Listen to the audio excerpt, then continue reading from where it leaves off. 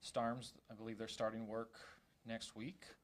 La Follette is remaining closed as well. So renovation work is happening and they're not ready to be opened. This may be a question more for MPS, but it felt like spring break was going to be a time where they could get the crews into these schools to get as much done as possible. Do you know why Starms isn't seeing crews there right now getting this work done? No, that's a question for MPS in their capacity, so we haven't seen that yet. When it comes to the words paint stabilization, can you talk a little bit about what that means specifically? Paint stabilization versus... It just said, like in the update, that paint stabilization work is being done or prepared. Yeah, so broadly, that would fall under lead-safe renovation work. So if something's peeling, chipping off the wall, you need to stop the deterioration, and that then follow lead-safe guidelines. So wet scraping, putting the poly or plastic down to capture the paint chips and dust, using HEPA vacuum, ensuring worker safety. So that falls under paint stabilization. I know there's no official timeline of how long this could take with remedying within the schools, but is there a possibility this might take until the end of the school year? For a specific school or for all the schools? That are closed right now. I would hope not. I mean, we want to get these kids back into a safe environment for the wellness of the children and the parents. I mean, having a school close is very disruptive for their daily lives, and so I would hope that's not the case. But it'll depend on MPS's capacity. So you did those visual inspections of the 10 schools, made the recommendation to shut down these 3 specific schools. Have you gone into any other new schools and done visual assessments yet? No visual assessments more at this time. That's part of the plan we're coming up with collaboratively with MPS. We are, doesn't mean we're not concerned. We're concerned about more deteriorated paint in other schools, and we need to come up with an intentional staggered plan to see the schools and then prioritize as we go what schools are in what conditions and which ones maybe need to close. We're learning that some of these schools have a new wing and an old wing, so we need to learn from MPS which ones are those. Can you close the old wing but keep kids in the new wing? Depends on the population, it depends on the use of the school.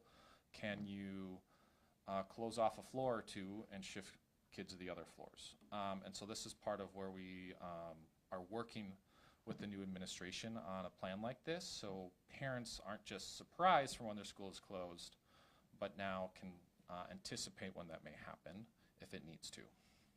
Any other schools at risk of shutting down? Potentially, and we don't know, and that's our concern.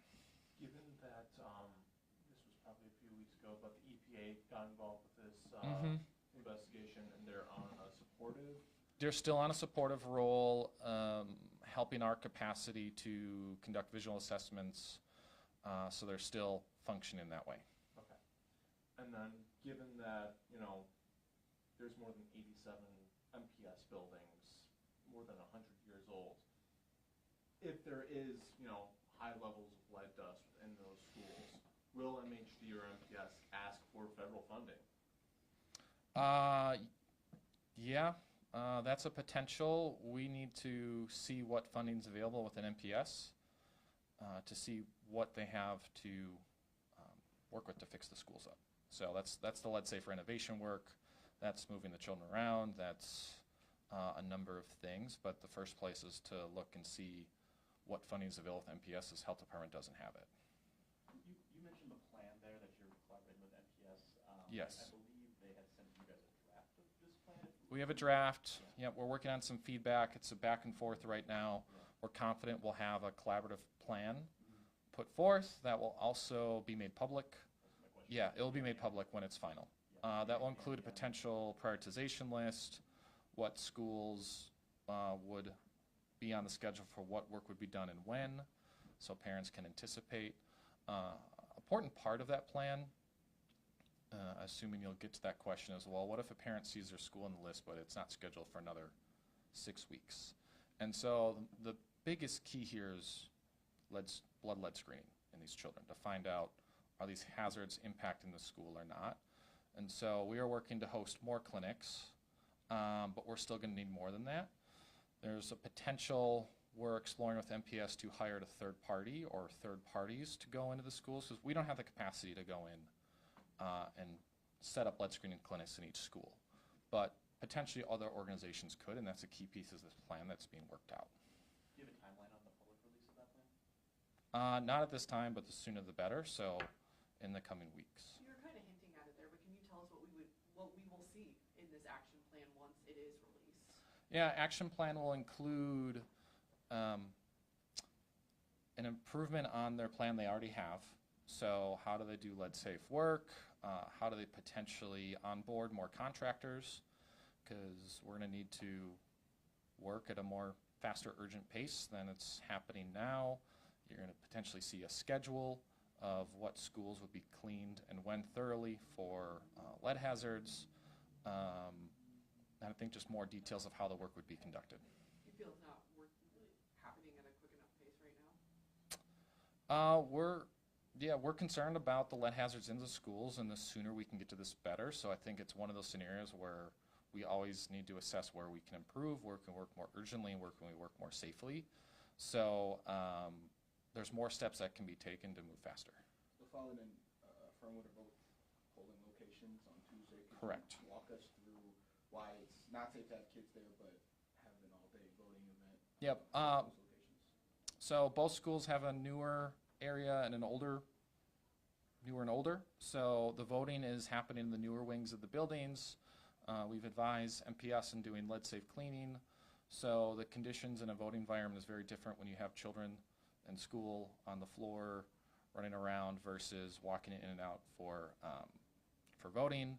If voters are concerned, there are steps that they can take, from wiping their shoes after going to the school, from washing their hands. But the areas of the building that we've seen for these polling locations, we have minimal concerns. Was there ever a discussion to possibly change polling locations? The ideal scenario was to keep the polling locations where they are and provide a lead safe environment. How has the transition happening with leadership over at MPS been for you guys here? I mean, obviously you have this huge lead crisis that's happening. It's a huge kind of lead crisis, yeah. Happening in the mix of a transition happening with MPS. How has it been for you guys? So it's been refreshing to work with the new superintendent, and we feel very confident in coming together and working together on this plan that will be made public. So we're looking forward to getting this finalized with the back and forth that we're going to have, and then have a really solid plan to make these schools safe. So so far we're feeling good about it. Feel she's taking it as seriously as Yes. you guys are? Mm-hmm. Yes. Given with the first round of clinics, 256 showed up at It was 249. 249. Yep. 249 showed up at Brady, Bradley Tech. Bradley Tech, and then there were a few others that showed up at the other clinics, 16th Street clinics, Mhm. and then Children's Wisconsin. Out of all those clinics combined with this first round, has there been any high cases that have been notable or that are above 10%? No, our screening levels are still below 10% of the number of children we found, are even below 5%. So below 5%, below 10 children that have been screened with blood levels above 3.5 micrograms per deciliter. Cautious optimism, but 1 children is too many. Now, it doesn't mean that those children are necessarily poisoned at school, so we're offering, at a minimum, we offer home visits to every family that has a blood lead level above 3.5, so we can at least get a quick assessment of what might be going at home, potentially offer a lead risk assessment, given us a few variables and circumstances, but we really need to continue increasing our effort to screen more children. Are these potential for hiring third parties, would that be an easier way to get exact numbers when it goes through all those schools? Yeah, it might be, because potentially a third party could set up their screening clinics in schools and make it more accessible for families and parents and children. And so accessibility is a big key. Bradley Tech was a nice start, but not everyone can make it there. What if a parent works on a Saturday, right? So there's a number of factors that we have to work through to make this as accessible as we can for parents, and one is going to where the parents are. Middle of the week screening clinics, and so that's being explored. but that is beyond MHD's capacity to do. Is it, I just want to make sure I understand it right. You guys are kind of, the health department's focus is going into these schools, identifying lead hazards, and then it's up to NPS to fix them, mitigate them, and then you guys come back in to check the work. That's what it's been so far, but we want to get into a place where MPS is again proficient at identifying lead hazards, at getting ahead of it, of taking care of their buildings, not waiting for a lead test to see if that paint chip on the wall is a lead hazard or not, just assume it and get it worked on in a safe way. So really building up their facilities capacity again to get ahead of this so this isn't an issue. And that action plan was critical in that, Yes. I imagine. Yep. So it has to twofold. How do we get the schools safe as quickly as we can, and then how do we keep them safe once they are? Back to Dr. Caselli, a spokesperson from the district confirmed that she had hired a former employee to oversee the lead cleanup. Are you guys working with her to like you said, build up that facility staff in terms of how they address this in the future? Yeah, and that's part of the plan. That's part of the plan of looking at what skill sets do they need to maintain a good building program that keeps lead safe environment from dust to paint chips to water. Are you confident in leadership that's there now, namely Sean Kane? That's a personnel question for MPS, but we're confident with Dr. Caselius and the plan moving forward that we're working on. You know, related to that, this state letter last week said that 11 MPS employees that have been doing lead remediation work weren't necessarily trained to be doing that work. Just what's your response when you read that letter and saw that? It shows the historic challenges that MPS has had of maintaining these buildings, and so it showed of maybe how we got here. It was disappointing, and it gives us a benchmark to work from now to get more MPS staff trained as lead safe renovators and make sure that skill set is kept up, because it's one thing to have the training and the certification, but it's another to do the work. So we have to have a very thorough response with MPS on not only ensuring that staff have the right certification, but then it's they have the field practice to do the work right. Any new lead poisoned student that has led you to the same schools or different schools? No, not at this time, but we're still, as more lead cases come in, that is now one of the factors we assess the situation. We still primarily go into their home first, but we still need to look at other sources. Again, on average, every child has 2 addresses we need to look at least. So, no, but we need to really, from here on forward, have this as part of our protocol as a check for us. On this action plan, is there a number, like, do you have a number of how many schools you still need to get into? In a sense? Yeah, that will be in there. That will be listed. I don't have that off the top of my head, but I know there's 50 schools pre-1950 that are elementary, at least. So you guys are trying to hit all of those that meet that criteria Yeah. eventually? There's other criteria that will be made public for the prioritization list, but also where in the city is the school, what are there special needs children at that school. There's a few other factors that we're looking at. So at least 50 more. Correct. Doesn't mean all 50 have lead hazards, Fair. but we are concerned we'll find more. Looking into the future, a couple of years, you get to a state of good repair now.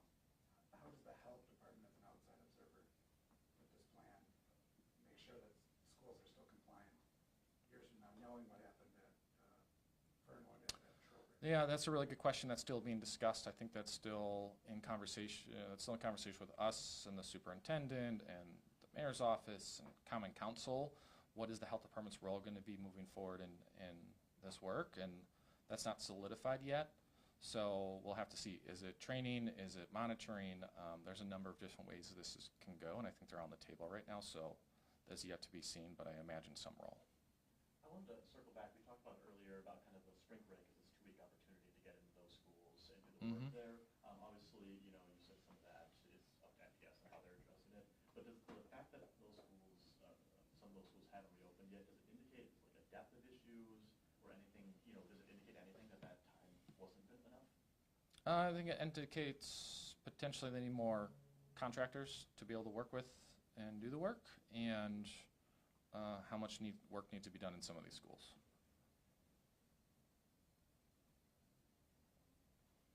Other questions? Yeah, so some of my colleagues at the Journal Sentinel, we had requested work orders for MPS, and about a quarter of them came back as open work orders for paint. Not all of them were for lead paint, some of them were for things like parking stripes, but some were for lead. Just what's your reaction to hearing that a quarter of open work orders were for paint? It's a reflection of what we've seen in the schools from our investigation and our visual inspections. And maybe those work orders can be a tool that's leveraged in the future for both MHD and MPS to have a culture within the school district of recognizing lead hazards and addressing them more urgently and rapidly. Maybe this is a question for MPS, but in the future, when we talk about identifying visual hazards, is that something that all staff are trained on, or just facility staff, meaning teachers, aides, administration? Yeah, there's an opportunity for, again, if it's a pre-1978 school and there's paint chipping, just assume it's lead. And so can a system be developed where it's a teacher, or maybe it's a teacher's aide, or it's a parent coordinator can say, hey, I used the bathroom and I saw this concern. Is there a way that that can be centralized and acted upon? So I think there's lots of people in the schools, and people are smart, and they want children to be in a safe environment. So how can we collectively work to have a system that better identifies the lead hazards before it gets to this point in some of the schools? Okay. Thank you, everyone.